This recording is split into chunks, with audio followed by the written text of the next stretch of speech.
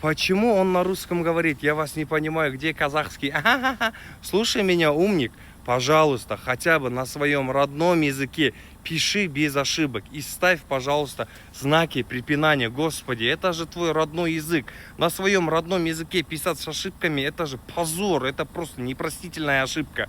Ты понимаешь? И во-вторых, если я с тобой заговорю на единственном государственном языке Республики Казахстан, казах тілі, ты же сразу начнешь истерить. Вот, смотрите, это нацик. Он прекрасно знает то, что я не понимаю казахский, но при этом он со мной на нем говорит. Смотрите, все, в Казахстане развивается русофобия. Ты же вот так вот истерично снес. По факту, да?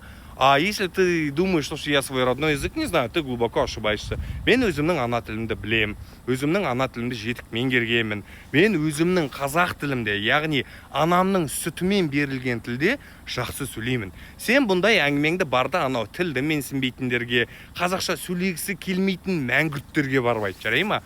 Бұл жерде сенің мазағың орынсыз, біріншіден. Екіншіден, біз қазақ деген халық бүкіл ұлтты сыйлаймыз. Бүкіл ұлттың тілін, бүкіл ұлттың салт дәстүрін, мәдениетін сыйлай білген халықпыз. Біздің ата-бабамыз айтқан әрдайым, өзге тілдің бәрін біл, өз тіліңді құрметте деп. Біз кез келген тілде сөйлей аламыз, бірақ біз үшін бірінші орында әрдайым өзіміздің ана тіліміз болады. Ты меня поняла?